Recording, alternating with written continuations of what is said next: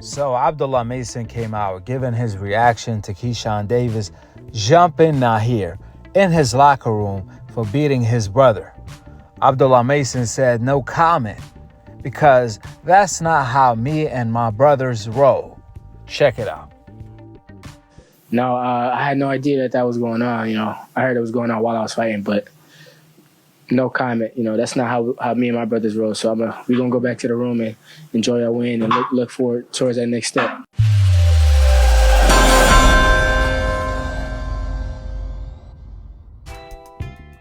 The reality is, Keyshawn was well on his way to becoming a superstar, and he messed it all up by crashing out. You see, the difference between Abdullah Mason and Keyshawn, they came from the same place. However, they made different decisions. When you are the leader of your crew, like Keyshawn is for DB3, you got to represent. And if the ship sinks, you the captain of the ship. I'm pretty sure if Keyshawn Davis went to congratulate Nahir in his locker room instead of jump him, then Keon would have had played along. But because Keyshawn didn't check his brother Keon's temperature nor his own, instead he ended up crashing out in his own city. That's how he said thank you to all the celebrities and all his fans that pulled up to support by missing weight for his title shot where he came in at 4.3 pounds overweight. Keyshawn got his fight canceled. However, he still fought. Not in the ring, but outside of the ring. So he really put his city on in a bad way. He put a bad image on himself, by himself, with his own hands. If you are a boss, if you are your own boss, if you are the leader of your crew, you can't be moving ignorantly because your whole crew is going to follow suit. They're going to follow along. If you crash out, they're going to crash out. If you check some activity, they're going to get checked. That's how it goes. And it doesn't necessarily have to be in a bad way, but more so in a way where you're showing them the right path, the right way to move, instead of how to crash out. Anybody can do that. You crash out when you don't have anything going on. At least that makes a couple sense. However, Keyshawn crashing out at this point of his career doesn't make a whole lot of dollars. The consequences of Keyshawn Davis' actions may wake him up, or he may end up becoming another Adrian Broner. Don't forget, Adrian Broner is a 4-division world champion. Not too many fighters accomplish that. But people were comparing him to Floyd, and he never became that. I told you guys back then, he wasn't Floyd. Not with his talent or discipline. Adrian Broner was partying too much. He was drinking a lot. And he started missing weight, just like Keyshawn. So Keyshawn doesn't want to end up like that, especially when he was looking like Bud 2.0. Usually when one of the greatest fighters of all time retires, we get another one. Roy Jones passed the torch to Floyd. Floyd passed it to Ward. Andre Ward passed it to Crawford. Let's see who comes up next. One of the fighters who has been looking like him is Abdullah Mason, who became the main event since Keyshawn's fight was canceled. With no exaggeration, Abdullah Mason was looking like his own version of Sugar Ray Leonard. He was looking like he has the it factor and the sauce to be one of the greatest of all time. Only time will tell. Abdullah Mason wasted no time to capture the moment and steal the spotlight from Keyshawn Davis by saving the show and giving the fans their money worth. Abdullah Mason is a pure example of how you supposed to be, how you supposed to move as a leader of your crew. Knowing what to say. Everything you say has some weight on it. You're not talking out your ass, excuse my French. More importantly, when you're outside, you representing your city, your family, your name, and your brand. Now, DB3 is known for a street gang. On the other hand, Abdullah Mason and his brothers are known for God-fearing people. We all know God can give you a kingdom just like that and take it away from you just like that. He can give it to someone else just like that and take it away from them just like that. To be a king, the crown is heavy. It's so funny because Keshan was trying to catch Abdullah Mason off guard. Earlier this week, Keshan, knowing that he was going to move up his next fight and he's not going to fight at 135, he tried to press Abdullah Mason, who's like 20 years old, to fight him next.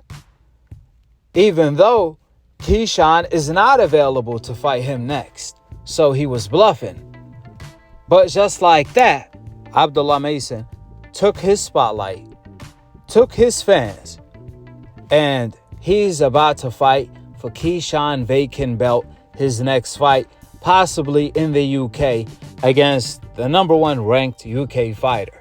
Believe it or not, Keyshawn crashing out opened so many doors and blessings for Abdullah Mason, which shows once again, Allah is the perfect planner. With that being said, go ahead and drop your thoughts in the comment section below. Subscribe below.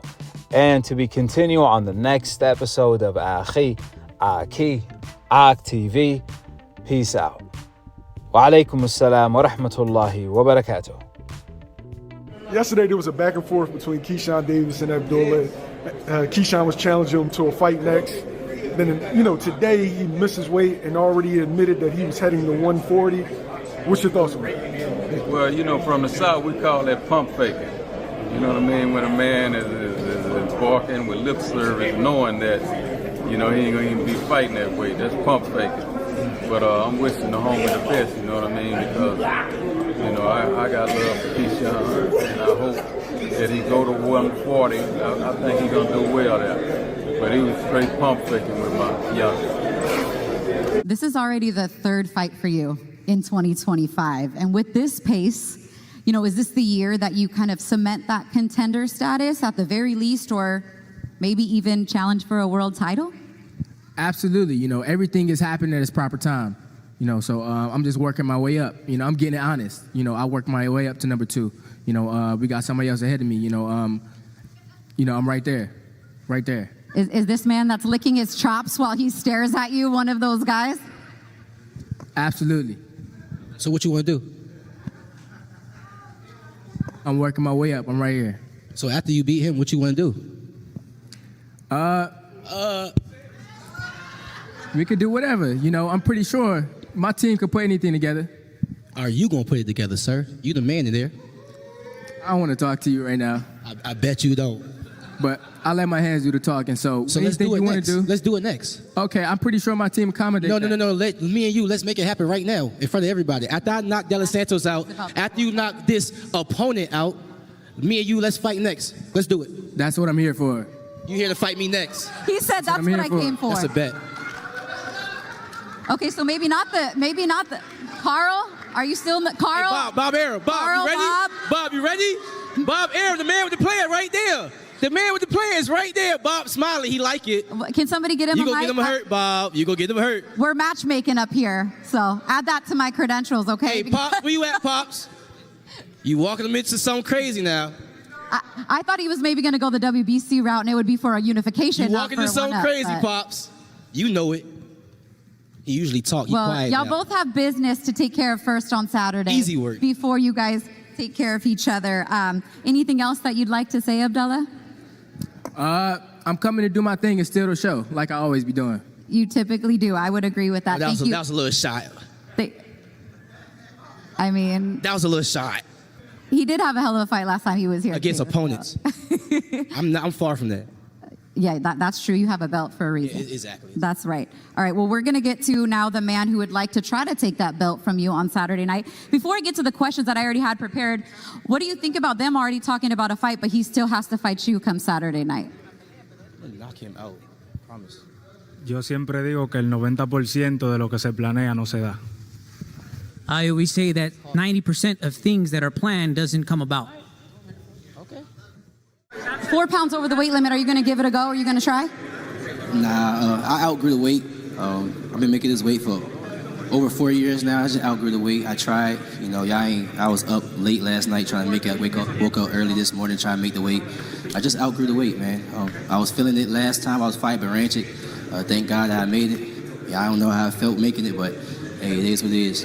Yeah, you were on this very same position the last time we were here in November. Now you're on the other end. So safe to say this will be your last fight at 135 pounds? I mean, I was 4 pounds over. Bro was like 7 pounds over. That's like damn near 10, you know what I'm saying? So I didn't reach the next weight class, you know what I'm saying? So the show still is going to go on for sure.